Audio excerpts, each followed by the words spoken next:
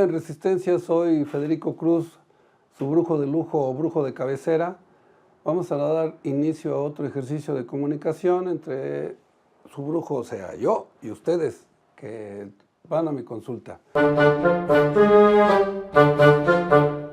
Vamos a seguir hablando de evolución, ya ven que lo traigo de ojeriza el tema, pero también tengo dos noticias que decirles de la prensa nacional. La jornada en el domingo 8 de junio, ahorita lo van a ver, trae una noticia sobre algo que se llama un musical sobre el 68, que no se vaya a enojar Sergio Basurto porque voy a hablar del 68. No voy a hablar de que sufrí ni nada de eso, estoy hablando de un musical, Sergio. Bien, entonces me llamó la atención, por ejemplo, que esto tiene música de aquel endenantes, que es la música de este disco, ¿lo ven? ¿A poco no luce? El disco que sacó Joan Manuel con poemas musicalizados de Antonio Machado.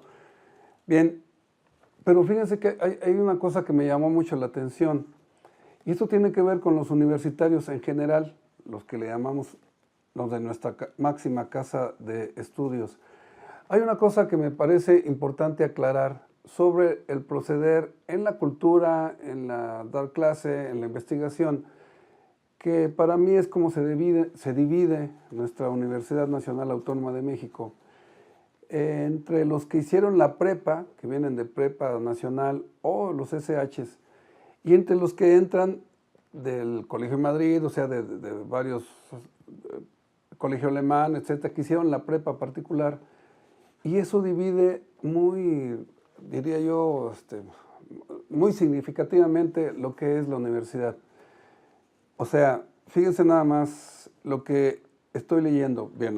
Viene este musical sobre el 68, explican que ellos se han presentado, por ejemplo, en el Teatro de Arquitectura, el Carlos Lazo, en un teatro con todas las características extraordinarias de los buenos teatros que tiene la universidad, empezando por las prepas. Y no CCH en prepas, que fue donde hice mi debut en el teatro. Y hay algo que los universitarios siempre lo toman muy sesgado cuando tomo el tema. Es muy raro, pero se hacen así como que los que hicieron prepa y CCH. Fíjense lo que dice el director. Mi papá no terminó el poli, pero conservó a sus amigos de la Prepa 4 y estuvo muy al tanto del movimiento estudiantil, que lo apasionó como a muchos. Me contó que mi abuela no lo dejó asistir a marchas y mítines. Es raro porque ya tenía 19 años y que no lo deje la abuela, pues ¿qué abuela debe haber tenido? Bueno, en fin, cosas. Mi abuela no lo dejó asistir a marchas y mítines porque se decía que era muy peligroso. Bien, luego, cuando yo entré a la Prepa 5, me tocó vivir en primera persona la represión, porque a pesar de estar en 2003, mi generación en 2003-2006, muchos habían padecido enfrentamientos con los lagartos, o sea, los porros de la Prepa 5, que atacan uniformados con casacas especiales para identificarse. Nos taloneaban, o sea, ya que quitan una lana, y golpeaban y se encargaban de la famosa novatada, en la que además de raparte a navajazos te golpean a muerte. Los lagartos solo son de la Prepa 5. Se llaman así por una piedra en forma de lagarto que está dentro de su plantel. Cada que hay alguna manifestación estudiantil aparecen y la policía interviene a macanazos. Me tocó ver a mis compañeros lastimados con las rondanas de las bombas caseras que lanzaban los lagartos. En esos enfrentamientos solo podíamos salvar la vida echándonos a correr. Córrele, porque ahí vienen los lagartos. Cuidarnos de ellos era algo normal en la vida estudiantil porque nos taloneaban o robaban nuestros útiles, cuadernos, mochila, chamarra, gorra, todo lo que poseíamos. Y dice Elena Poniatowska, ¡qué horror! Elena Poniatowska, ¿qué no sabía que esto pasa en las prepas? Esto sigue sucediendo en las prepas, que hay una especie de paramilitares que son los porros.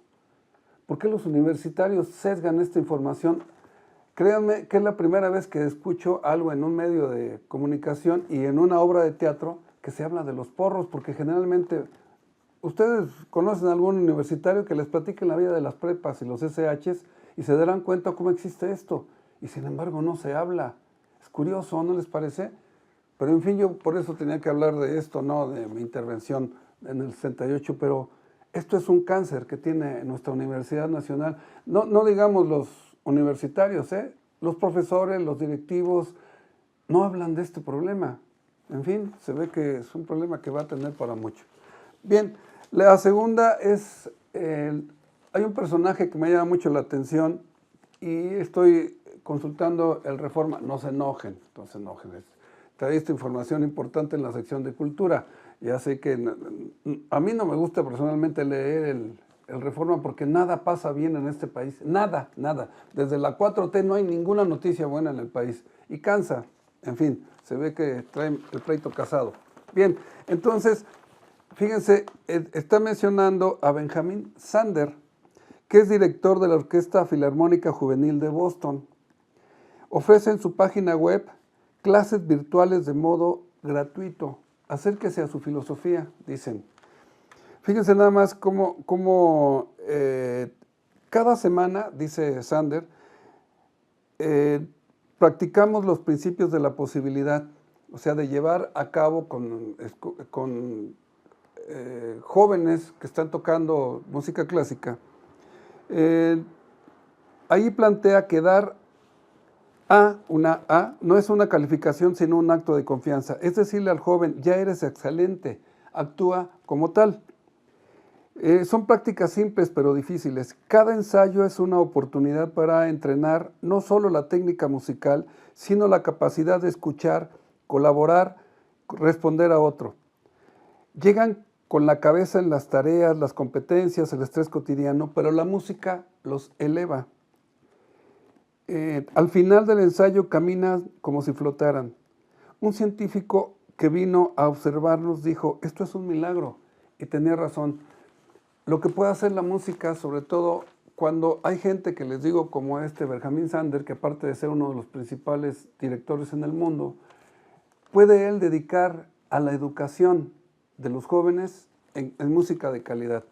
Les recomiendo un evento del TED, esos documentales que son educativos, y lo ponen Benjamin Sander TED, del TED, esas conferencias, y él da una plática, toca los changuitos en el piano, y cómo los va tocando un niño, son 20 minutos lo que dura el TED, les recuerdo, y cómo lo toca un niño de 4 años, cómo lo toca un niño de 9 años, uno de 12, uno de 15, y es extraordinaria la manera como el niño va transformando su manera de tocar los changuitos, hasta que a los 18, porque ya sigue estudios de música, es una preciosidad como toca el piano. Entonces él dice que para escuchar música clásica tienen que olvidarse de lo que tiene, es una música que es muy absorbente y no pueden estar pensando en qué van a cenar o en el pleito que tuvieron o el problema del tráfico, nada. Tienen que ser una concentración absoluta para poder asistir a ese evento que es la música clásica. Se los recomiendo. Sander es uno de mis guías que siempre él pudo hacer estos trabajos. También otro que se dedicaba mucho, por aquí está, el de Nueva York, ese ya no está aquí el disco. Bueno, no. Bernstein, Lenny Bernstein, que también se dedicaba tiene en el YouTube sus clases que tiene simplemente de la poder apreciar lo que se lo explica a los niños. Son extraordinarios esas maneras que tienen estos individuos de seguir la educación. Vamos a seguir hablando de evolución. Como decía, hablando de la universidad ahorita que decía en la prepa, que llevamos 55 años con ese programa donde no se le enseña la higiene a los preparatorianos ni las consecuencias de tener un aborto, qué peligros hay, etcétera, sino simplemente son clases aburridísimas de saberse todos los huesos que hay en el cuerpo y durante un año se lleva esa materia de anatomía y no se ve nada de fisiología una parte, pero de higiene absolutamente nada. Bien, esto, miren, aquí en el país, Philip Kitcher, que es un pensador, no cree en Dios, por eso el título del artículo se llama La vida es un proyecto humano, no de Dios. Y tiene una parte en la entrevista que me llamó mucho la atención, que dice, en uno de sus libros más recientes le preguntan, la mayor tarea del mundo, que no está traducida, usted propone una profunda reforma a la educación basada en el pensamiento filosófico. Responde él, creo que cada persona debe encontrar lo que le interesa y formarse solo en lo que le importa. No creo que la educación sea algo solo para gente entre los 5 y los 25 años. Fíjense la importancia de esto, lo que les digo, de cómo vamos a dejar a los médicos que dejan de estudiar y cuando les hace uno la pregunta, ¿cómo me limpio el intestino? Que aquí se dice que está abundante materia fecal y gases y no tiene ni idea de cómo se limpia el intestino, que claro, estoy hablando del jocoque de las abuelas o la leche búlgara, que es como se limpia, no tienen ni idea. Y esto quiere decir que el médico que no sabe responder, dejó de estudiar. Por eso es la importancia para que vean cómo se tienen que seguir estudiando después de titularse. Entonces, tenemos que ejercer una enorme resistencia a la realidad. Hay un gran malentendido sobre qué debería ser la educación. Se trata en última instancia de qué bienes poseemos. El objetivo es formar personas felices y plenas, capaces de trabajar juntas de manera colaborativa. De manera que, como les decía, esta manera importante de entender la evolución es que nosotros, como seres humanos, tenemos que seguir adelante porque hay muchas deficiencias en lo que es la aplicación de la medicina en lo que nosotros necesitamos. Bien, entonces, voy a mi catecismo, Este mundo y otro, de Ernesto Cardenal. Ahora que vean nuestro documental, van a ver que también lo agarro como catecismo. Y claro, Marta Varela, nuestra asesora, se enoja porque fue cura. Siempre se enoja. Pero bueno, a mí me interesa mucho y haberlo conocido, fue uno de mis grandes eventos en la vida. Bien, él dice, fíjense bien, ya les he hablado sobre este libro. Mientras mayor es el grado de complejidad en un ser vivo, es mayor su conciencia y viceversa. Y la unificación es cada vez mayor. El espíritu de la evolución se impone al egoísmo y cada día que pasa se nos hace más imposible actuar o pensar en otra manera que no sea colectiva. Tenemos lo que podría llamarse una fase de planetización. Las crisis mundiales de nuestra época son dolores de crecimiento. La evolución ya no puede dejar de ser irreversible. Y ella es el hecho de la inevitable unión de la humanidad. Y aquí viene el que les dije que iba a tratar, otro jesuita, igual que, bueno, Cardenal, Ernesto Cardenal no es, él es monje trapense. Su hermano, Fernando, que tenía el Ministerio del Interior en la Junta de los 9 que gobernaron Nicaragua, él sí es jesuita, y nos dice, fíjense, nos parece increíble que a Teilhard de Chardin se le hubiera prohibido la publicación de todo escrito que tuviera que ver con la teología. Chardin había dicho que el destino lo había colocado en un cruce del mundo, en su doble calidad de sacerdote y hombre de ciencia. Este paleontólogo evolucionista y místico jesuita nos ha dado un concepto nuevo, el Dios evolucionador. Qué raro que un cura esté hablando de eso. En cuanto al cosmos y en cuanto a en cuanto a la humanidad, vamos a tratar de vuelta cómo ve a Teilhard de Chardin. El científico y místico Teilhard de Chardin, en su libro El futuro del hombre, dice que es muy significativo que el cambio morfológico de los seres vivos se hubiera hecho lento en el preciso momento en que apareció el pensamiento sobre la Tierra, tomando en cuenta que la línea de la evolución ha sido solo en la dirección de más cerebro, más conciencia. Podemos pensar que el verdadero impulso de la fuerza animal ha sido la necesidad de conocer y pensar, y que cuando este impulso encontró salida en la especie humana, el efecto fue producir una disminución de la presión vital en las otras ramas del árbol de la vida. Esto explica que que la evolución biológica desde los finales del Terciario se haya confinado al pequeño grupo de los primates más avanzados. Pareciera, pues, que los atributos físicos más elevados han absorbido todas las fuerzas de la vida. Así vemos que la evolución se ha venido a concentrar en el alma humana, dice Chardin. Para saber si el universo aún se desarrolla, debemos preguntarnos si el espíritu humano está aún en proceso de evolución, y este es el caso. Por eso Teilhard de Chardin nos dice que cuando esta era de pensamiento, entonces empieza a ver como una especie de internet donde se comunican hombres que creen en esta manera de la evolución. Un pensamiento como si se conectaran y están hablando acerca de los mismos, de lo mismo. Por ejemplo, el piloto que tiró la bomba en Hiroshima, así se llama el libro, el piloto que arrojó la bomba sobre Hiroshima, un gringo, joven de 24 años, tuvo muchos problemas porque a él le cae el 20 después de haber hecho esa matanza en el primer minuto de 100,000 japoneses. En el primer minuto fue la mortandad primera. Evoluciona su pensamiento, ojo, evoluciona, y en los 60s, curiosamente, empieza a dar conferencias en colegios, en toda clase de planteles educativos, desde kinder, high school, universidades, y resulta que es uno de los que están llevando a cabo la revolución del 68, otra vez el 68.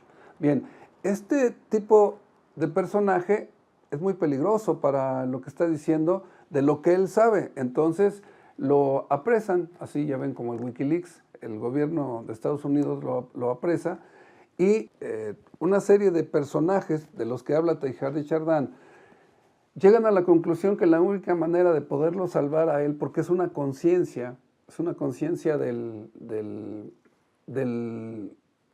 Gunther Anders, es el esposo de la que hizo Ashman en Jerusalén.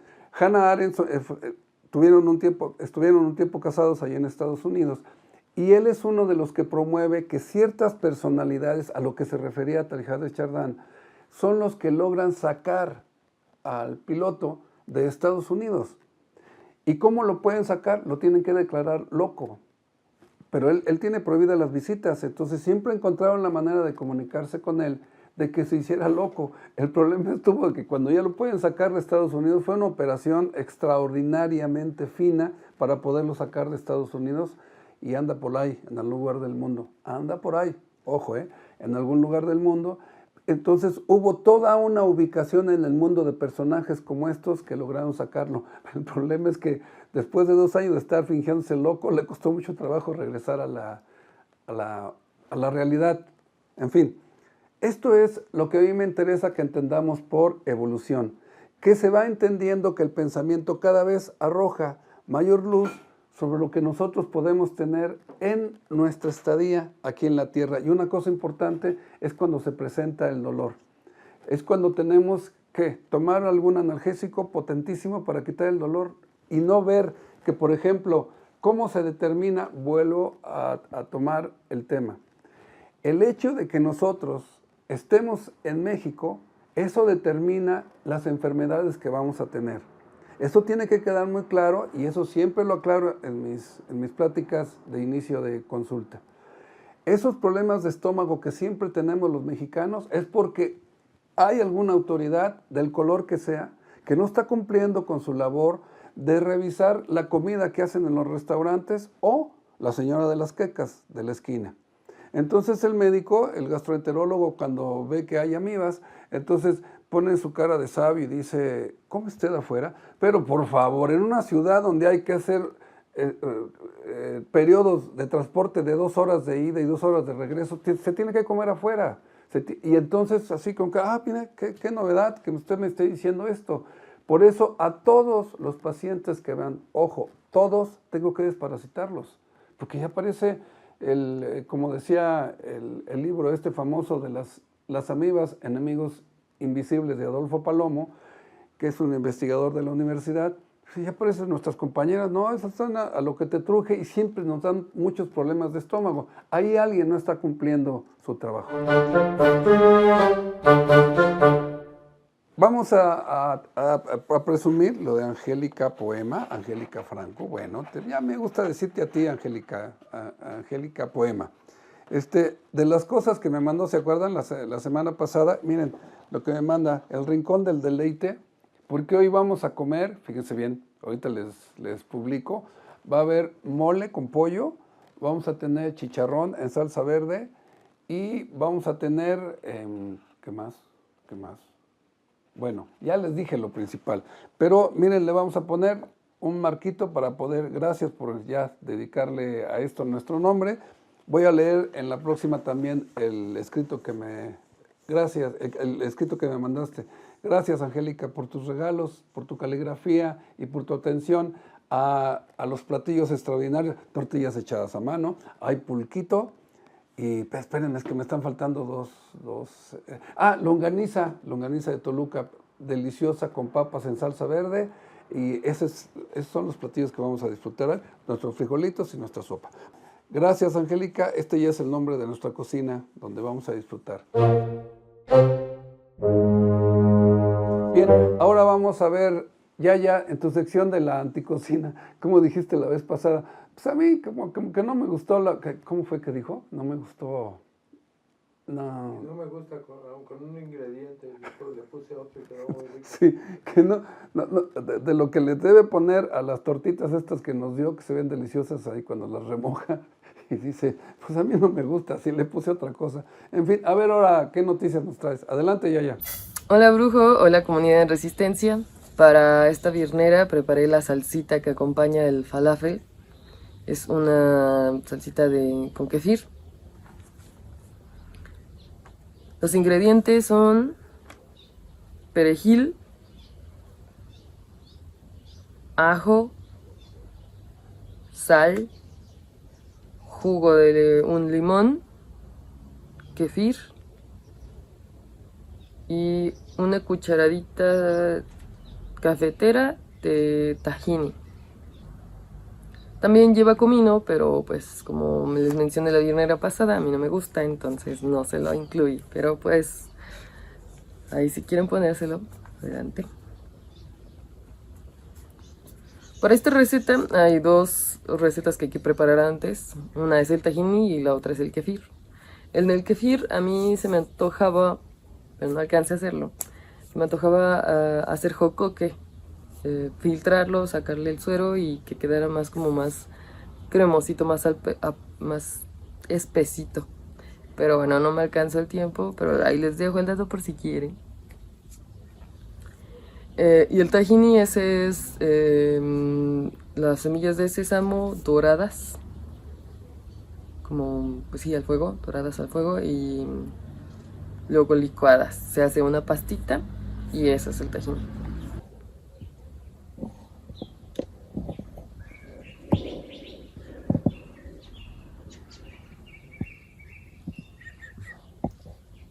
Hola, ¿cómo estás? Ese fue Teporingo. Espero lo hayan disfrutado porque no siempre se deja ver. El famoso Teporingo, el que pasa ladrando por aquí cuando estoy grabando. Me parece que la receta del tahini está en la viernera 219, que es del hummus, cómo preparar hummus. Y en la 220, que es para el arroz fedré, que lleva tahini y garbanzos.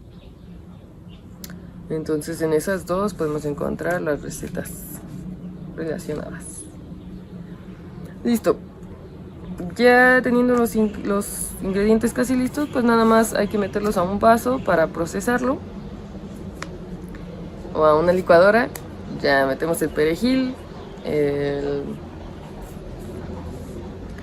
la sal, el ajo, el jugo de limón, tahini y kefir.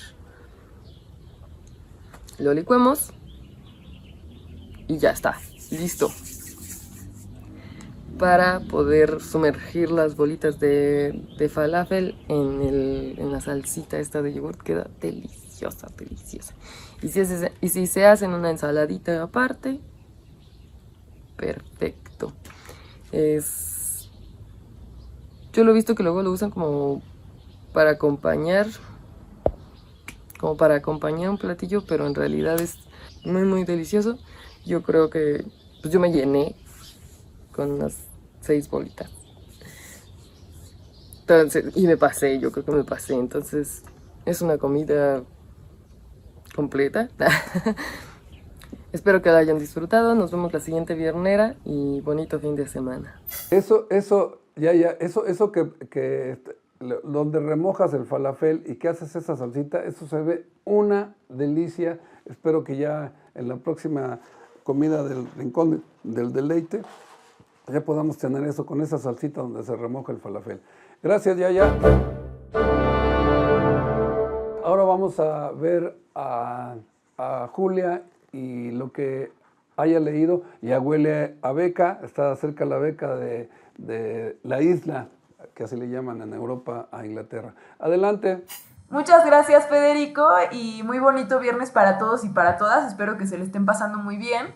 El día de hoy, pues como todos los viernes, quiero hablar de un libro, pero la verdad es que esta vez voy a hablar de un libro quizás un poco más académico, por así decirlo. O sea, es decir, que no es un libro de literatura, sino que es un libro sobre libros.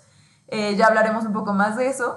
Y pues esta vez quizás más allá de recomendarlo, aunque claro que pues lo recomiendo y de hecho lo pueden encontrar muy fácilmente en línea, creo que más bien quisiera abrir la discusión y quizás plantear quizás algunas preguntas, algunas reflexiones que me ha sugerido esta lectura, que incluso me han hecho preguntarme sobre pues el valor de los libros, el valor de la lectura, el valor incluso de que yo recomiende libros, ¿no? Creo que es un libro que me ha puesto un poco en jaque.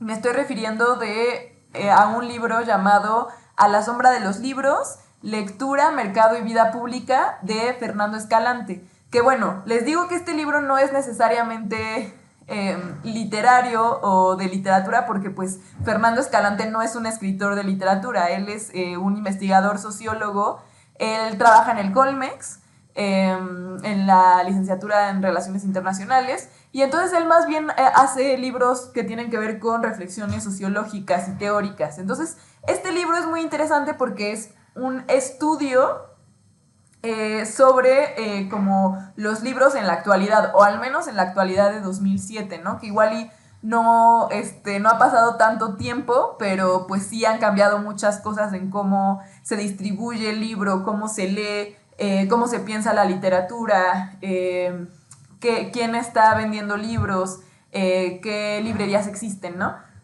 La verdad es que este es un tema muy apasionante para las personas que nos interesa la literatura y los libros, porque al final la lectura y la literatura, pues, digo, nos podemos quedar en los libros y también eso es válido, pero al final, y algo que dice Fernando Escalante que es muy interesante, es que la lectura, pues, no es algo abstracto, sino que sí tiene o sea, la lectura es una actividad cultural concreta, ¿no? Entonces, al final, pues, claro que la literatura en esa dimensión va a tener profundamente una calidad social y política, ¿no? ¿Dónde leo? ¿Qué leo? ¿Dónde consigo mis libros? Claro que tiene una dimensión completamente social, política y económica, ¿no? Porque al final creo que, y quizás eso es lo que me pasó con este libro, que yo siento que quizás la gente de literatura estamos como pues ya un poco afuera, ¿no? De los intereses económicos de las grandes empresas, y en realidad pues también estamos dentro, ¿no? Y eso también fue algo que me espantó, pero creo que es necesario poner en tela de discusión, ¿no? Y bueno, antes de meterme un poco, pues decir eso, que hay muchos autores que se han metido mucho, les ha parecido muy fascinante la historia del libro, ¿no? O sea, pensar en cómo pues antes el libro no existía como tal, sino que se leía en papiros. Después fue pues ya la llegada de pues transcribir manuscritos en la Edad Media, después la invención de la imprenta, la encuadernación, hasta ahora que pues ya podríamos hablar de libros electrónicos, ¿no? De libros que no tienen un espacio, un soporte físico como tal, ¿no? Entonces creo que hay muchas cosas en torno al libro, ¿no? Que no necesariamente es como, pues yo voy a hablarles de un libro en específico, ¿no? Entonces, eso también me parece muy, muy, muy interesante, ¿no? O sea, pensar el libro como objeto, pensar su valor histórico, su evolución histórica, ¿no? O sea, como quién antes leía, ¿no? O sea, pensar que antes, pues, el índice de analfabetismo en Europa y en el mundo, pues, era mucho más grande, ¿no? O sea, como por qué cambió eso, cuál es la necesidad de leer, ¿no? O sea, más allá de que sean preguntas retóricas así de que, ay, no, leer es súper importante, o afirmaciones así como de, pues sí, como muy categóricas, pues pensar qué hay detrás de eso, ¿no? O sea, más allá de decir como, bueno, ¿por qué leer? ¿No? Pues quizás la pregunta puede ser muy obvia, porque en el mundo es necesario ubicarse, porque estamos atravesados de símbolos escritos, ¿no? Pero, por ejemplo, ¿por qué leer literatura, no? Y eso es algo que se está preguntando todo el tiempo el autor. Entonces, bueno, yo les quiero compartir algunas reflexiones que me gustaron mucho. La primera, por ejemplo, es que Fernando Escalante habla de la literatura como un sistema de referencias.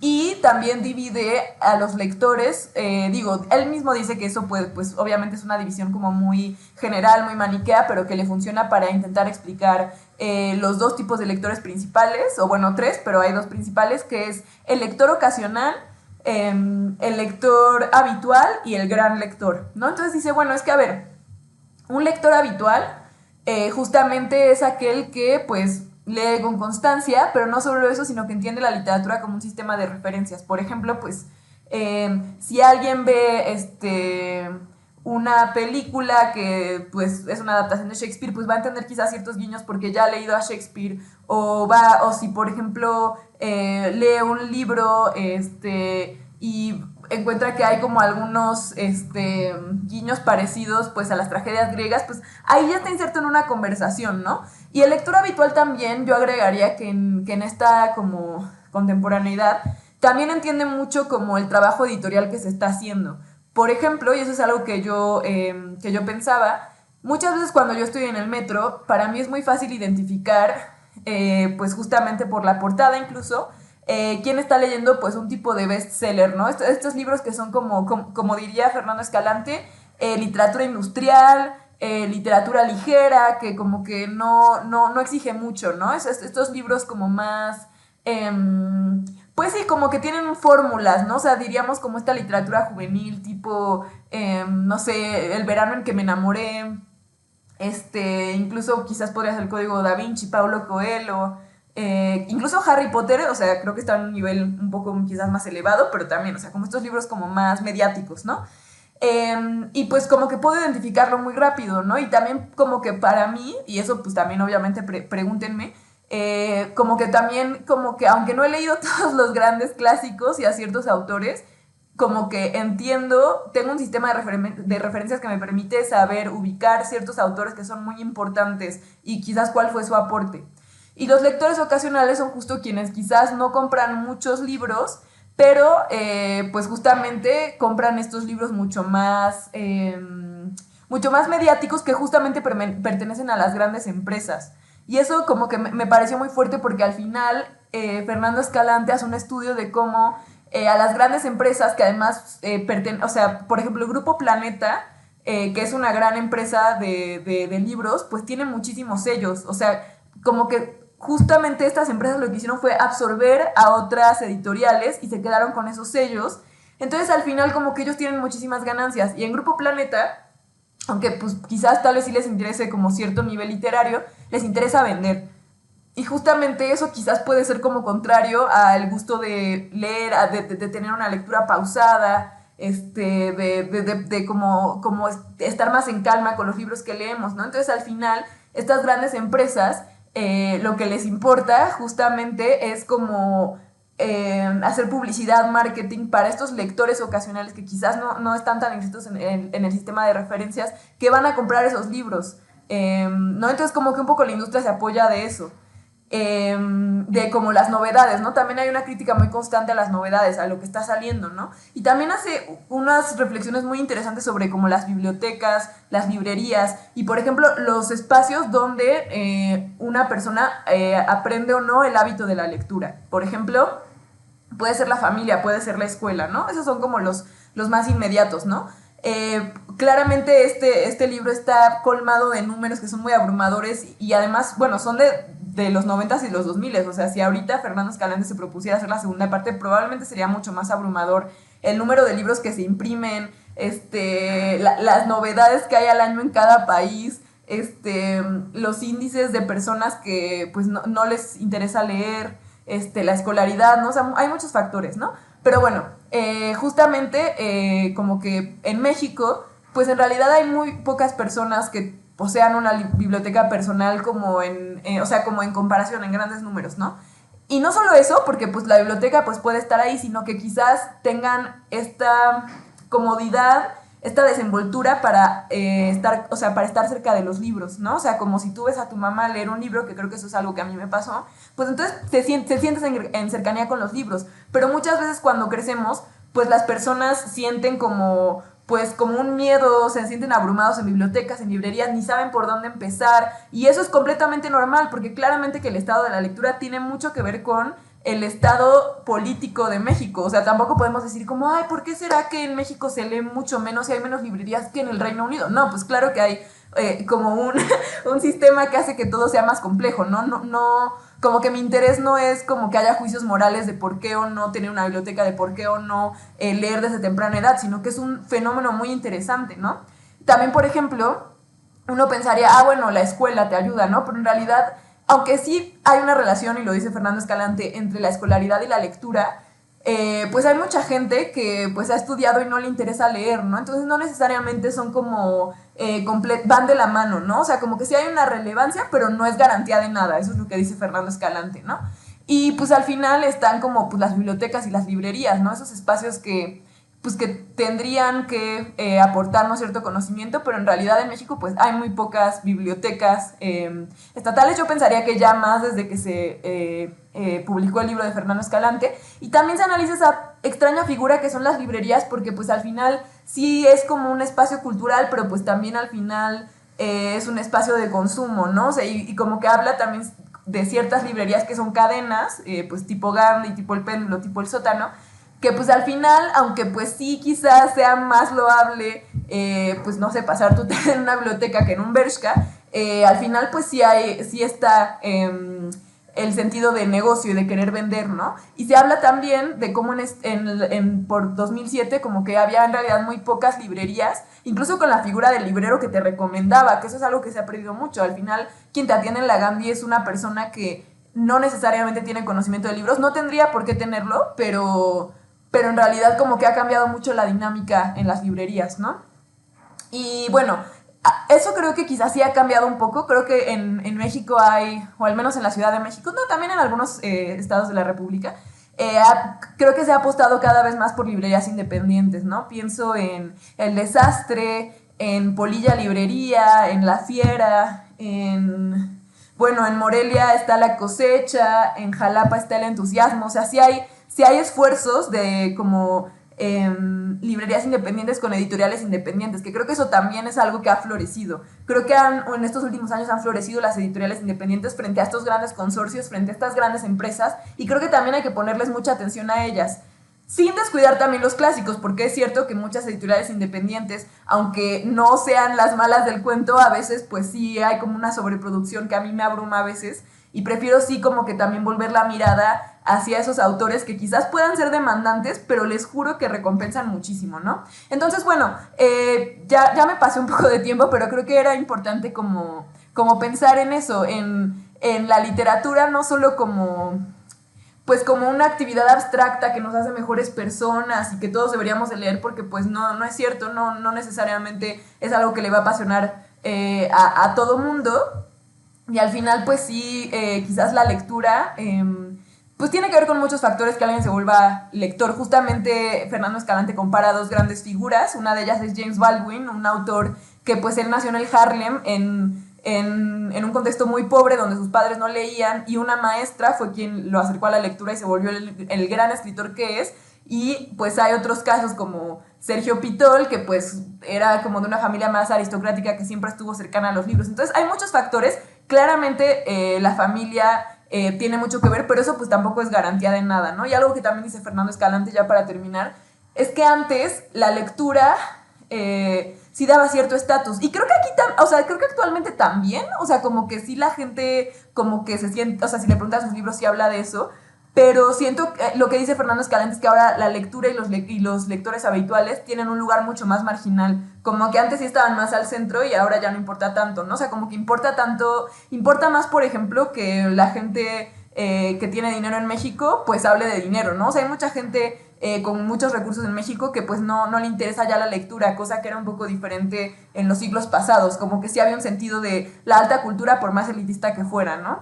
Entonces, bueno, les quería dejar pues todas estas cuestiones porque de verdad me apasionó mucho esta lectura. Díganme si les gustó y les digo, este libro lo pueden buscar, lo googlean y sale en el repositorio del Colmex.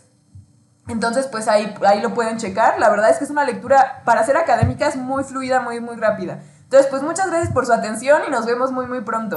Qué bonito título ese de que a la sombra de los libros. Me recordó ese de si mi biblioteca ardiera una noche. Ya me imagino lo que se siente perder la biblioteca. Qué cosa. Lo bueno es que yo las tengo distribuidas por si algo pasa. En fin, terminamos nuestro ejercicio de comunicación. Soy Federico Cruz, su brujo de lujo, brujo de cabecera, en otra viernera más. Gracias por su presencia. Nos abrazamos en la siguiente.